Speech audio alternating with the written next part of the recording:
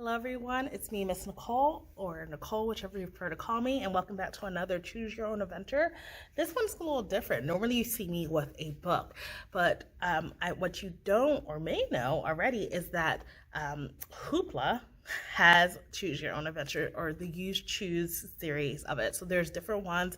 I haven't explored it yet, but I see there's ones that are talking about surviving in the dinosaurs, or like the Cretaceous period and things like that. This one is a Can You Survive Artificial Intelligence Uprising, an interactive doomsday adventure by Matt Doden and illustrated by Paul Fisher Thomas, or Johnson. I don't know how I got Thomas. But anyway, that's what it looks like. And so it's going to be a little different. I'm exploring it with you. I just checked it out. I have no clue how it's supposed to work. I still brought my die to see what's going on. So if this is your first time, welcome. What we do is that we read a book, and we don't read it from front to back or the whole thing. We read it to a certain point, and then we make a decision. And then, since you're not here to help me make the decision, I use this. If we use, get an odd number, which is 1, 3, and 5, we normally go with the top choice. And if we get the even numbers, which are 2, 4, and 6, we go with the bottom choice. So I'm assuming this is going to be using some of like the hyperlinks or something to help us decide, or when we chose. But again, this is my first time checking out, so we're going to explore together. So if this goes completely wrong, this is just going to be like a blooper video, and very short today. But let's get started.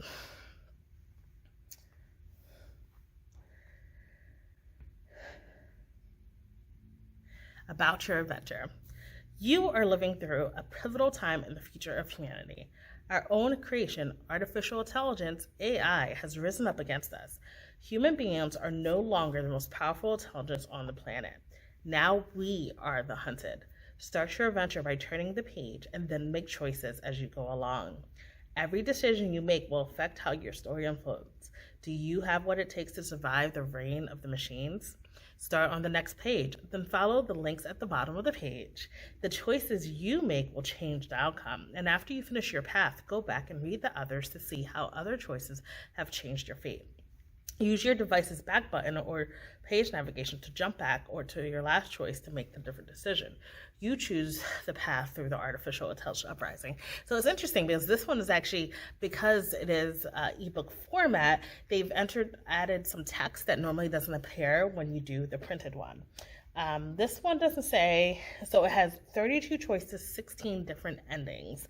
So we'll see. We'll read until we get through to one of those endings. So I am going to read it in this. It might make it easier, the format, if I change it from portrait to landscape. The best choice, view and portrait. Never mind, it says portrait, which is vertical. All right, so we'll go.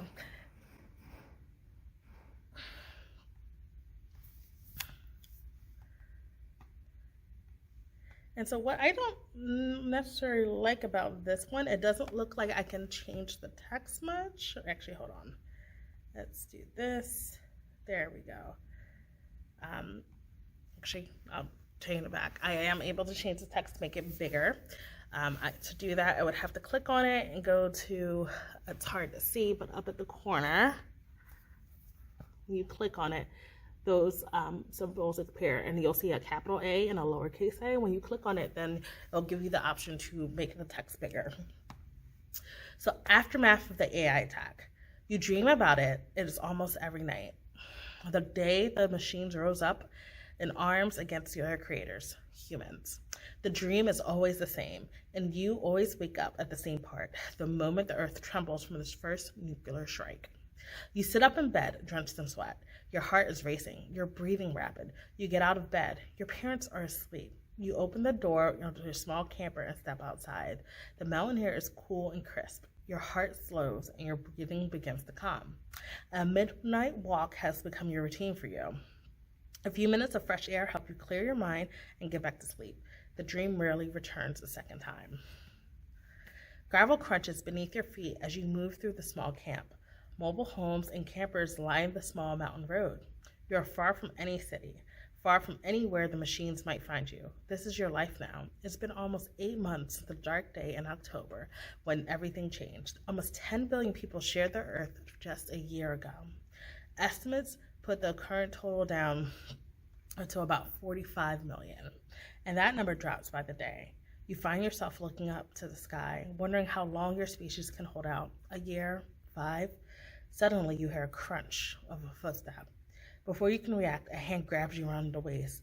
A second hand clamps over your mouth, stifling your scream. You try to kick, twist, and bite your tongue, your way free, but whoever has you is too strong. Don't fight, says the deep voice. I'm not here to hurt anyone. I'm here for help. The hand over your mouth releases. Find a way to ask for help, you hiss. The other hand lets go. Your first instinct is to run. Instead, you hold your ground. My apologies.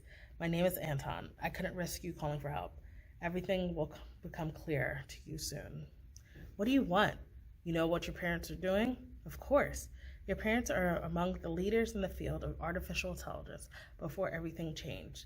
They created and programmed AIs for everyone, from the military to the Justice Department. Now they're secretly in contact with a group of AIs that claim to be friendly to humanity. Their mission is to establish peace with machines. It's the whole reason the community exists. Their mission will fail. The machines have no interest in peace. The only peace we can have is to turn the things off. What does that have to do with me? We think you're the one who can pull it off. For a moment, the two of you stand in silence. It's true. You're good with a computer. You've always been known, had a knack for hacking. Nothing serious. Most practical jokes, nothing like saving the fate of all humanity. There's a catch, Anton continues. We need you, but your parents cannot know what you're doing. If it's leaked to the AIs they're working with, everything will be over. Will be found a hole in the AI's defenses. It's become aware that they'll patch it in a second. The element of surprise is all we have. And just before we go off, normally at the end of these books, they have a glossary of terms. This one it's hyperlinked, so when you click on it, it just jumps you straight to the glossary. And now let's go back.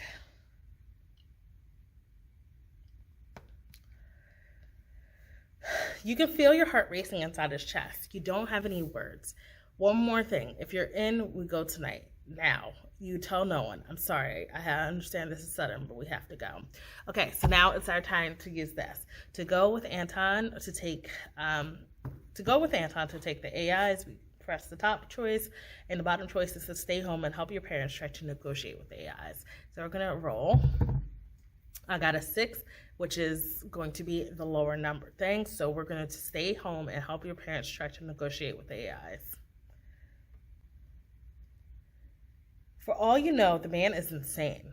Hey, good luck with that. I'll just stick out here. Anton steps forward. His hand darts out toward you.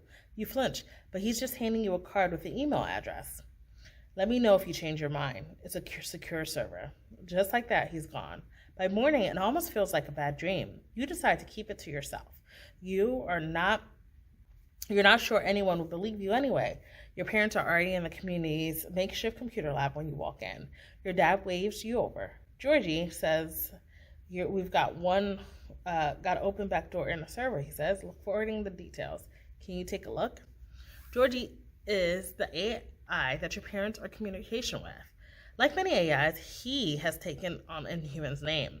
It's always seemed silly to you, but everyone else seems to be comfortable talking with Georgie than talking with 555.78.187.01. I think I understand. As you work on patching the security problem, your parents and the team disappear behind locked doors. That means they're in talks with Georgie. As always, you're left out. They've never let you talk to the AI. It's a sensitive dialogue, your mother once explained. Translation, they don't trust you not to screw things up. You sigh. After you finish beefing up the network security, you work on some coding. You quickly become bored and you find yourself playing Epic Quest. Before everything fell apart, it was one of the most popular games on the net. Now you're all but sure they're the only person left on Earth still playing. Your character, Hacker 22, roams a virtual world. It was once filled with fellow players. Now it's a desolate wasteland. You wonder how its server is still up and running. You're in the middle of slaying a dragon when you hear a ping, giving you a startle. A little box chat opens up in the corner of your screen. Odysseus wants to chat, it reads.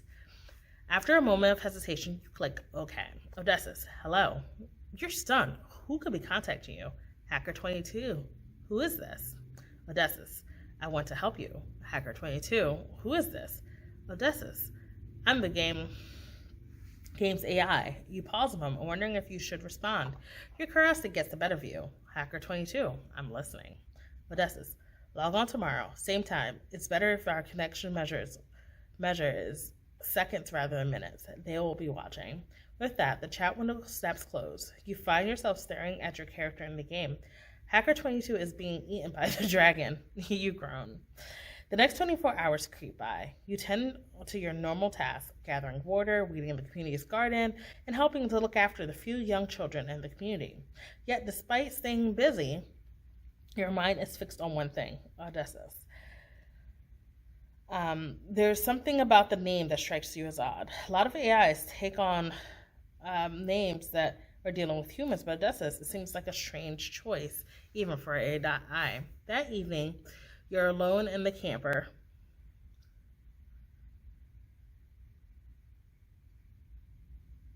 I lost my place. Sorry. You're in the camp. Your adults discussing community affairs. You know that they're debating the idea of moving the entire camp. You've been here for more than a month, and staying in one place makes you nervous. It's restless night. Your mind is racing. You don't know whether to be excited or terrified. Finally, you get out of bed, and you doubt you'll get a wink of sleep. Do we try to log onto the game in hopes that Odysseus is still there, or research the name Odysseus? One, we're going to log on in hopes. You load Epic Quest. After an hour of slashing through orcs and goblins with no contact from the AI, you give up and try to get some sleep. You start your morning with chores, and after 30 minutes splitting firewood, you glance at your watch. Almost time. You slip inside the camper and nervously log into the system. But when you try to connect to the proxy service that hid the true location, you hit a dead end.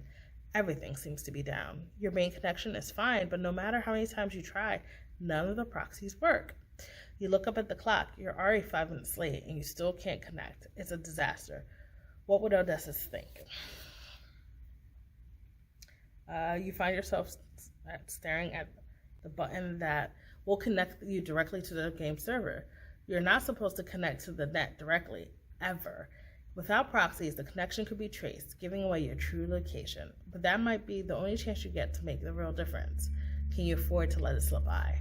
So we're going to stay online because it's safer, offline because it's safer, or take a risk and connect directly. So we got a 4, so we're going to take a risk.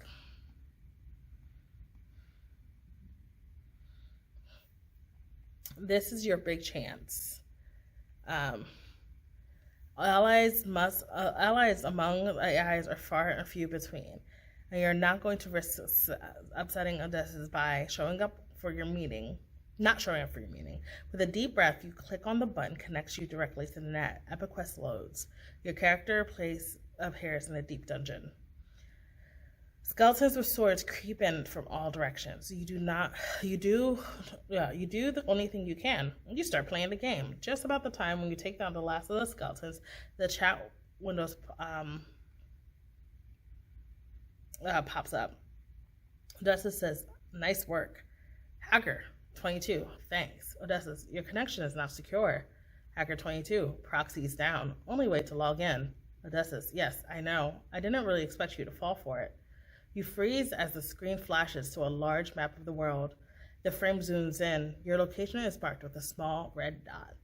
An arcing black line is shown moving into the direction of the dot.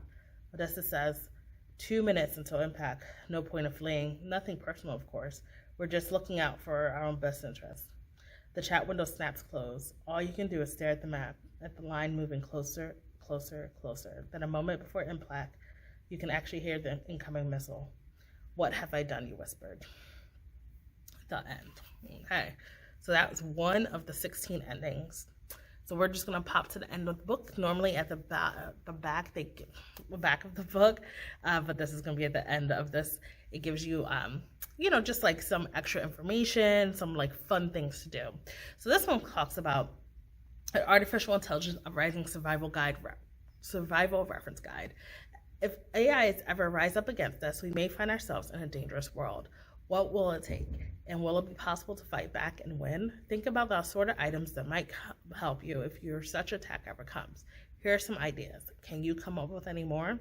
Survival kit, bottled water, a first aid kit, a strong electric magnet. There's no quicker way to kill a hard drive than to zap it with a super strong magnet. A power generator, canned or dehydrated food.